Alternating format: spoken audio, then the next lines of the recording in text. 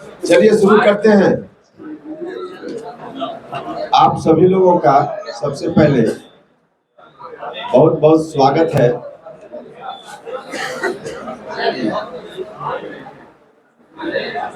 अभी 2 दिन पहले पार्टी बनी राष्ट्रीय लोक जनता दल नाम से।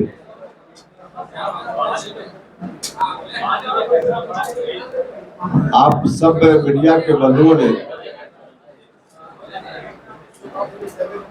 बहुत बेहतर तरीके से कवरेज दिया, इसके लिए आप सभी लोगों के प्रति मैं हृदय से आभार प्रकट करता हूं। जनता के सवालों को लेकर, जनता की समस्याओं का हल निकालने की दृष्टि से पार्टी काम करती है। हमारी पार्टी भी उसी दिशा में आगे बढ़ रही है। अभी 2 दिन पहले ही पार्टी का गठन हुआ। हम परिवार में कोई भी अच्छा काम, नया काम शुरू करते हैं तो सबसे पहले अपने कुल देवता को याद करते हैं। तो पार्टी का गठन हुआ। हमारे साथियों ने तय किया है कि हम जो समाजवादी विचारधारा के लोग हैं, हम लोगों के कुल देवता बिहार भर में अनेक जगह पे हुए।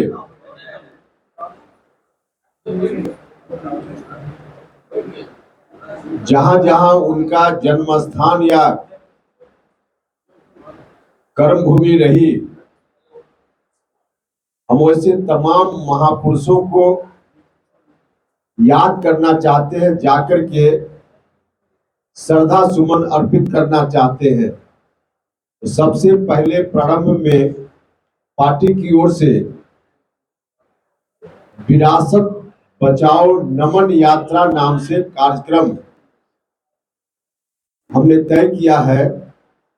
विरासत बचाओ नमन यात्रा, यह यात्रा हमारे साथियों ने कई महापुरुषों से जुड़ी हुई धरती का सिलेक्शन किया है। बिहार के विभिन्न जिलों में सब जगह हम लोग जाएंगे और वहां उनको याद करेंगे, उनके चरणों में श्रद्धा सुमन अर्पित करेंगे और वहां जो लोग होंगे उनसे भी बात करेंगे। जगह जगह पे सभा भी होगी। इस दौरान यात्रा की शुरुआत 28 फरवरी से होगी भितिहरवा से। चंपारण के भितिहरवा से 28 फरवरी से शुरुआत होगी, जहां गांधी जी की कर्म भूमि है। तो सबसे पहले वहां जाकर गांधी जी का नमन करेंगे 28 तारीख को, और उसके बाद वहां से चलते हुए 2 चरण में यात्रा पूरी होगी। प्रथम चरण में 28 फरवरी से शुरू करके 6 मार्च को हम समाप्त करेंगे सिवान जिला में, और भितिहरवा से शुरू करके मुजफ्फरपुर, सीतामढ़ी, मधुबनी, उधर अररिया, सहरसा, मधेपुरा, समस्तीपुर, मुजफ्फरपुर, छपरा होते हुए 6 मार्च को समापन होगा। फिर दूसरे चरण में होली के बाद यात्रा की शुरुआत होगी।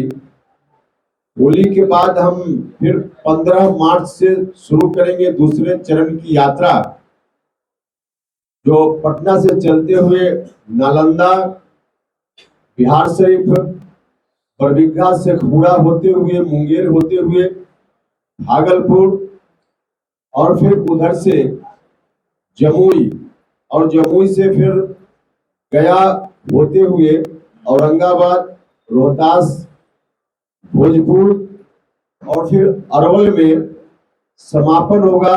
जगदेव बाबू का जो जन्म स्थल है, जो उनका गांव है, वहां यात्रा का समापन होगा। दूसरे चरण मतलब पूरी यात्रा का समापन होगा वहां 20 मार्च को। यात्रा का पूरा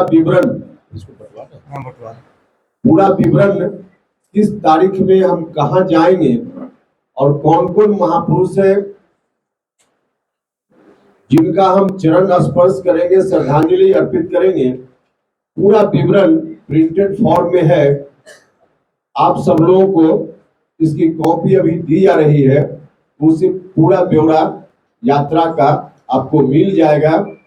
विरासत बचाओ नमन यात्रा का कार्यक्रम हमने पार्टी की घोषणा करते हुए उस दिन भी कहा था कि जो पुरानी विरासत है समाजवादियों की, जो जननायक कर्पूरी ठाकुर जी से होते हुए अभी नीतीश जी तक आई विरासत, अब उस विरासत को कहीं फिर से वापस पुरानी स्थिति में लौटाने की जो बात हो रही है, हम उसको बचाएंगे, आगे बढ़ाएंगे। तो इसी मकसद से लोगों के बीच हम जाकर बताएंगे कि क्या है विरासत और कैसे विरासत आज बर्बादी की कगार पे है, और उस विरासत को बचाने के लिए क्या करना चाहिए, लोगों से भी राय लेंगे और अपनी बात भी करेंगे। तो इस रूप में लगभग 25-26 जिला इस यात्रा के दौरान वहां हम पहुंचेंगे और फिर इस रूप में कार्यक्रम का समापन होगा। मोटे तौर पे कार्यक्रम यही है, विरासत बचाओ नमन यात्रा। समापन 20 तारीख को है, 20 मार्च को है। ऐसे पूरा है आपके पास, आपको कॉपी की मिल जाएगी। हम ऐसे थोड़ा हम बता देते हैं। देखिए, भितिहरवा में हम होंगे 28 तारीख को, फिर मीनापुर मुजफ्फरपुर में शहीद जुबा साहनी स्मारक पर होंगे 1 मार्च को। देखेंगे तो पढ़ेंगे कैसे। शहीद रामफल मंडल स्मारक पर होंगे हम बाजपट्टी सीतामढ़ी में 2 मार्च को। बाबू सूरज नारायण सिंह स्मारक पर हम होंगे नरपत नगर मधुबनी में 2 मार्च को। फटेश्वर नाथ रेणु स्मारक औराही हिन्ना फॉरबिसगंज अररिया में हम होंगे 3 मार्च को। पीपी मंडल स्मारक मधेपुरा में 4 मार्च को। जननायक कर्पूरी ठाकुर स्मारक कर्पूरी ग्राम समस्तीपुर में 5 मार्च को। जगलाल चौधरी गरखा सारण 6 मार्च को। और शहीद चंद्रशेखर उर्फ चंदू जी स्मारक सिवान 6 मार्च को। तो प्रथम चरण यह है। दूसरा चरण में 15 मार्च को जब शुरू करेंगे तो लाल सिंह त्यागी स्मारक एकंगर सराय नालंदा 15 मार्च। गुरु सहाय लाल स्मारक बिहार शरीफ नालंदा 15 मार्च। डॉक्टर श्री कृष्ण सिंह स्मारक बरबीघा शेखपुरा 15 मार्च। 16 मार्च को वीर शहीद तिलका मांझी स्मारक भागलपुर। 17 मार्च को जेपी आश्रम जो शेखो दौरा नवादा में है, वहां जेपी के प्रति श्रद्धांजलि अर्पित करेंगे। और उसी दिन 17 मार्च को ही पर्वत पुरुष दशरथ मांझी स्मारक गहलौर घाटी गया में हम होंगे। 18 मार्च को होंगे डॉक्टर अब्दुल कयूम अंसारी स्मृति, उनकी स्मृति में कार्यक्रम डेहरी ऑनसन में होगा। वही उनका जन्म हुआ है, तो वहां होगा। और उसी दिन 18 मार्च को शहीद निशांत सिंह स्मारक सासाराम रोहतास में हम होंगे। 19 मार्च को बाबू वीर कुंवर सिंह स्मारक जगदीशपुर भोजपुर में होंगे। उसी दिन 19 मार्च को ही बाबू जगजीवन राम स्मारक चंदवारा भोजपुर में हम होंगे। 20 मार्च को अंतिम दिन शहीद जगदेव प्रसाद जी स्मारक मुथा अरवल में हम होंगे। यही कार्यक्रम है पूरा ब्यौरा कार्यक्रम का। तो अब इस कार्यक्रम के हिसाब से हम लोगों की यात्रा चलेगी। तो यही मुख्य रूप से था, इसकी कॉपी आपको मिल जाएगी। एक चीज हम और सिर्फ आपको चाहते हैं इसके अतिरिक्त, बड़ा मेरा मन काफी दुखी होता है ऐसे दृश्यों को देख करके। अलग बात है कि जेडीयू में रहकर हमने बहुत प्रयास किया अब नीतीश कुमार जी ने ध्यान नहीं दिया, लेकिन आज जो उनकी स्थिति हो गई है, अब नीतीश कुमार जी बिहार के इतने लंबे काल सबसे ज्यादा दिनों के मुख्यमंत्री, और उनको अपनी मंत्री परिषद के किसी सदस्य के इंतजार में, किसी सरकारी कार्यक्रम में 2 घंटा 2.5 घंटा इंतजार करना पड़े, यह देखकर अंदर से मन बहुत दुखी होता है। क्या स्थिति हो गई नीतीश कुमार जी की। 2.5 घंटा 2 घंटा नीतीश जी इंतजार करें अपनी मंत्री परिषद के किसी सदस्य के लिए, और वह भी कोई बाहर से आ रहा हो, फ्लाइट में देरी हो गई, कोई और कारण हो गया बड़ा, वह नहीं पटना में रहते हुए अपने घर से निकलकर 4 कदम की दूरी पर 10 मिनट में जाना है, और वहां मुख्यमंत्री जी को इंतजार करना पड़ा। अब उनकी ऐसी व्यवस्था देखकर हम लोगों को भी अंदर से बड़ी परेशानी होती है। तो अब जो स्थिति बन गई है, मुख्यमंत्री जी, आज नीतीश कुमार मुख्यमंत्री हैं, तब उनकी यह दुर्गति राष्ट्रीय जनता दल के लोगों ने बना दी है, और मुख्यमंत्री की यह दुर्गति है तो जनता दल के लोगों को, जनता दल यूनाइटेड के लोगों को सोचना चाहिए, आज नीतीश जी मुख्यमंत्री हैं, उनकी यह दुर्गति राष्ट्रीय जनता दल के लोग बना रहे हैं। पूरे तौर पे अभी सत्ता में नहीं आए हैं, तब कल यदि सत्ता में आरजेडी के लोग आ जाएंगे तो बिहार भर में जो नीतीश कुमार के लोग हैं उनकी तब क्या दुर्गति होगी, यह सोचकर भी अंदर से दिल ही उठता है। अभी सत्ता में पूरे तौर पे नहीं है मुख्यमंत्री नीतीश जी, और तब मुख्यमंत्री की यह स्थिति, और कल पूरे तौर पे सत्ता में आने के बाद नीतीश जी के लोग जो बिहार भर में हैं उनकी क्या दुर्गति राष्ट्रीय जनता दल के लोग बनाएंगे। या ठीक है कि हम लोग ऐसी स्थिति नहीं आने दें, इसलिए हम लोगों ने इस रूप में संकल्प लिया है। तो इन्हीं संकल्पों के साथ हम जा रहे लोगों के बीच में, लोगों को आगाह करने, वैसी स्थिति नहीं आने देने का काम करना है। तो मुख्य रूप से आज यात्रा के माध्यम से जो हम जाएंगे लोगों को यही बताने के लिए कि जो दुर्गति आगे आने वाले दिनों में हो सकती है उससे बचने का रास्ता है। आइए आप लोग साथ दीजिए, सहयोग कीजिए, अपने महापुरुषों के चरणों में श्रद्धा सुमन अर्पित करते हुए, सर झुकाते हुए, यही आम लोगों से भी हम आग्रह करने वाले हैं। तेजस्वी यादव ने कहा है कि कोई जल्दबाजी नहीं है, वो मंत्री बनने की मीटिंग हुई है। तेजस्वी यादव ने कहा है कि कोई जल्दबाजी नहीं है। देखिए हम जो बोल रहे थे, अब हमारी बातों का असर किस रूप में होता है। जिस दिन हमने पार्टी अनाउंस किया उसी दिन जनता दल यूनाइटेड के राष्ट्रीय अध्यक्ष ने कहा नीतीश कुमार जी की बातों से ठीक उलट, नीतीश जी ने पहले ही घोषणा कर दी है कि अगला तेजस्वी यादव, और ललन सिंह जी ने कह दिया, आप लोगों के सामने कहा कि नहीं ऐसा कुछ नहीं, हमने नहीं कहा है। और फिर कल किस तरह से उनको अपना वापस लेना पड़ा, ललन सिंह जी को अपनी बात वापस लेनी पड़ी, और उनको भी कहना पड़ा कि नहीं नीतीश जी ने जो किया है कहा है वही सच है। और उधर से फिर तलवार निकाल ली आरजेडी के लोगों ने, उन लोगों ने कहा कि कैसे हो सकता है, और उसी का परिणाम था ललन सिंह जी ने जो कहा मुख्यमंत्री जी के बयान से उलट, उसी का परिणाम था कि माननीय मुख्यमंत्री जी को 2-2.5 घंटा तक इंतजार करना पड़ा, उसी का असर था। तो इसलिए हम जो कुछ भी कहते रहे हैं वह तो अब साफ साफ दिख रहा है। लोग भले बातों में न स्वीकार करें या आज स्वीकार करके कल वापिस हो जाएं, अलग बात है, लेकिन डील तो पक्की है। डील अगर नहीं पक्की है तो बताएं ललन सिंह जी, उनको क्यों वापिस लेना पड़ा स्टेटमेंट, उनको क्यों कहना पड़ा नीतीश जी ने जो कहा वही सही है, किस परिस्थिति में बयान दिए और क्यों वापस लेना पड़ा बताएं। और फिर आरजेडी के कई लोग, विधायक लोग, अब उन लोगों ने कहा कि नहीं अब तो होली के बाद इनको करना है, जाना है इनको, तेजस्वी को मुख्यमंत्री बनना है। तो यह बात अब इस रूप में आ रही है। और दूसरा कि मुख्यमंत्री जी के बारे में राष्ट्रीय जनता दल के लोग किस रूप में पहले बोल रहे थे। हमने कहा एक विधायक, माननीय विधायक के बारे में जब उन्होंने क्या क्या मुख्यमंत्री जी से कहा, और दिखावे के लिए बाद में मेरी बातों का इतना असर हुआ कि दिखावे के लिए राष्ट्रीय जनता दल ने शोकॉज नोटिस जारी किया, लेकिन सिर्फ दिखावे के लिए अभी भी कोई कार्रवाई नहीं हुई। मुख्यमंत्री जी जो स्थिति आज झेल रहे हैं, अब जनता दल यूनाइटेड का अस्तित्व समाप्त हो गया। जनता दल यूनाइटेड अगर वास्तव में अस्तित्व में होता तो ललन सिंह भिड़ जाते, कहते कि नहीं जो हम कह रहे हैं वही सही है, राष्ट्रीय अध्यक्ष है। लेकिन उनको वापस लेना पड़ा और और जनता दल यूनाइटेड यदि अस्तित्व में होता तो मुख्यमंत्री जी को 2-2.5 घंटा इंतजार नहीं करना पड़ता अपनी मंत्रिपरिषद के किसी सदस्य के आने के लिए। कुल मिला जुलाकर जनता दल यूनाइटेड ने अपना अस्तित्व खो दिया है, जो रोज अब दिख रहा है। और यही बात हम लोगों से कह रहे थे और हम जो कह रहे थे वही सच है। बहुत धन्यवाद। जल्दबाजी नहीं है सीएम बनने की। भैया तो अपने लोगों को न समझाए।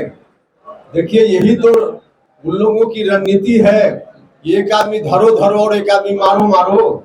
हम पकड़ेंगे, छुड़ाएंगे और तुम मारना, ताकि लोगों को लगे कि हम नहीं कुछ कर रहे हैं और उधर से डंडा भी चलवाओ। उन्हीं के लोग डंडा चला रहे हैं ना। जो विधायक कल परसों स्टेटमेंट दिए हैं कि होली के बाद उनको न पूछे, तो यही है गांव में होता है, एक धरो धरो और दूसरा मारो मारो। वही स्थिति इन लोगों ने नीतीश कुमार जी की बना दी है, एक धरो धरो और एक मारो मारो। क्या हुआ? अरे दो आदमी एक बार बोलिएगा तो कैसे? आरोप हो रहा है कि बीजेपी के साथ हो चुकी है, इसलिए आप नीतीश कुमार और महागठबंधन के खिलाफ बोल रहे हैं। हम जो बात बोल रहे हैं उस बात का जवाब देना।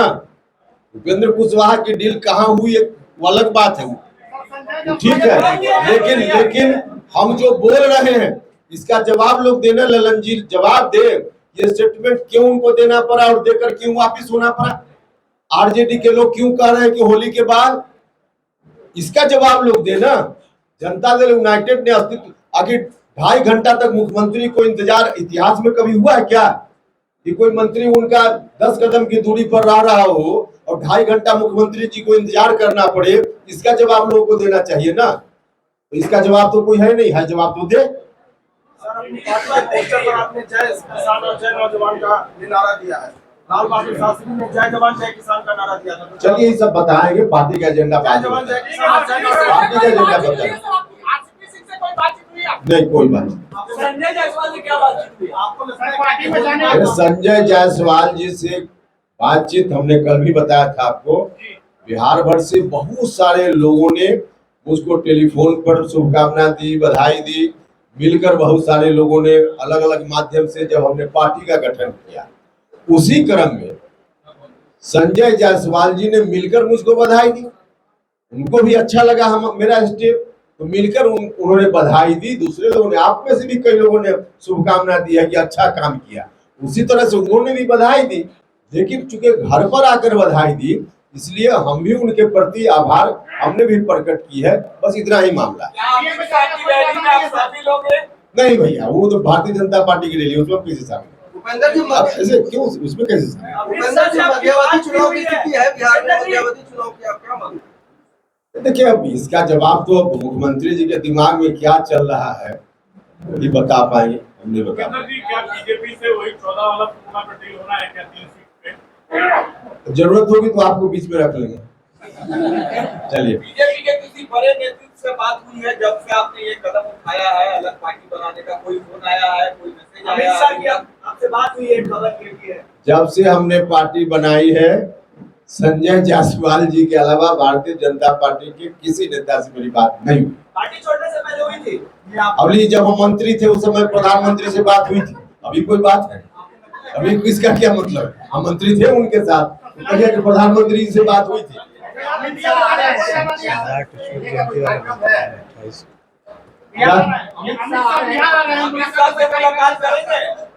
भाई अभी कोई योजना वैसी नहीं है, अभी मिलने का कोई प्रोग्राम ऐसा नहीं है। आप लोग विश्वास क्यों नहीं करते? हम बोल रहे हैं तो सही बोल रहे हैं। आपको भी सिक्योरिटी मिलने वाली है? सिक्योरिटी आपको भी मिलने वाली है? सिक्योरिटी बिहार सरकार से हमको Y+ सिक्योरिटी मिली हुई है, Y+ मिली हुई है। अब मिलने वाली क्या है? तो नया मिलना है क्या? आपको क्या लगता है कि के बाद या होली के बाद वाकई में वो होगी? अच्छा, ताजपोशी की औपचारिकता ही बची हुई है ना।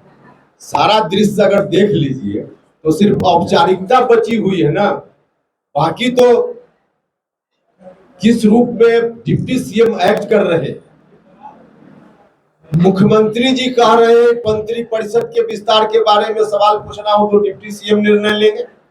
मुख्यमंत्री जी को 2.5 घंटा बैठकर इंतजार करना पड़ता है। तो अब वो लेना न लेना वो औपचारिकता है ना, अब तो उसी रूप में एक्शन हो रहा है। चलिए, ठीक है, ठीक है। बहुत धन्यवाद, थैंक यू।